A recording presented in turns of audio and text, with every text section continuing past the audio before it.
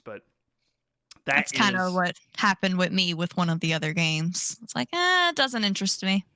yes. But while Flared was playing that game, Finji is I don't know if they're a publisher or if they're a game developer or if they're both, but the exact same booth had another game called Tunic, and this is not my first rodeo playing this game. I've played it once before at another event. I don't remember what it was, but I've also seen trailers for this game, and I actually played this level that we're showing on screen now. It's very much uh, a Zelda like game. So you start off on this island, and the story, for the purposes of the demo, they put it in another language so that none of us could, give spoilers for the game.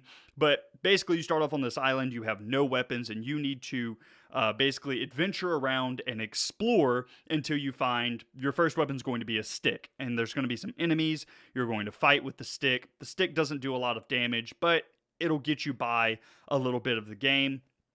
There's secrets that you like, different alternative paths that you can find, and there's also some backtracking that you'll have to do. So in one case, I eventually found a sword during the demo that I was playing, and I actually backtracked all the way through the level to come back to an area where I could use the sword to progress. Now, I only got to go so far, and then they were like, boom, there's like these big construction walls, and they're like, yeah, you can't go past Yeah. there because we're blocking it off for the demo so you're not ruining things. But there was actually a secret boss that I found that was back there. And they were like, yeah, you're one of the first people to have actually backtracked that far to find this, and past that boss there's construction things and they wouldn't let you go past that. So, but it was a fun game, very much Zelda-esque. The art style is kind of blocky. I enjoyed this game, and it's one that I'm looking forward to. I don't know that it's something that I would play on my channel, but as like a pastime, something Yeah. just cool, interesting to play. I liked this one. I thought that it was really cool. Lots of interesting enemies.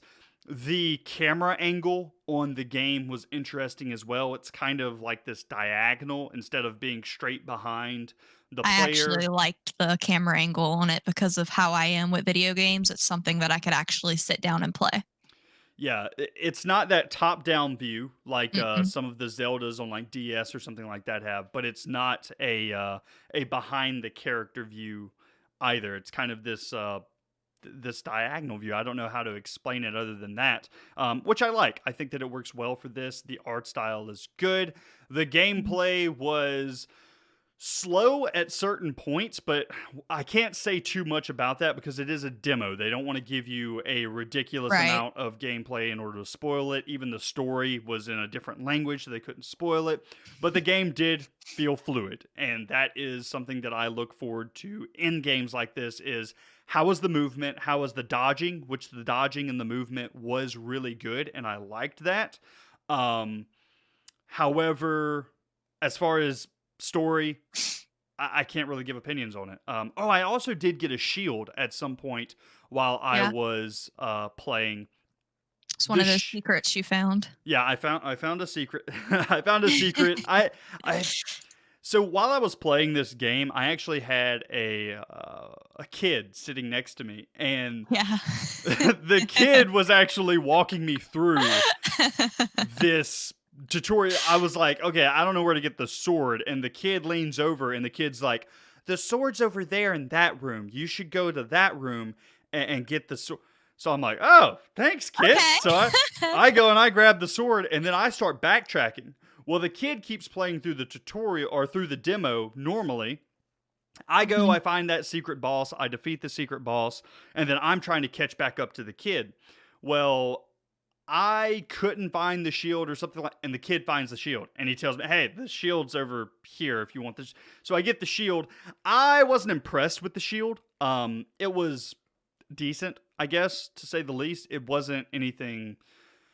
It's not invincibility. You actually have to point the shield at enemies, which I like. I don't like invincibility with shields. I don't like Certain games, if you point a shield in a direction, even if something hits you at the back, the game kind of auto corrects and spins you around and it makes you Yeah. invincible. That's not how this is. If something hits you in the back, you're going to take damage. The shield is just another weapon that you can use. I found it really useful against range characters, the range characters blocking arrows, going down hallways and stuff. That was pretty useful, but it wasn't this overpowered thing to get the shield. And I like that. It felt balanced.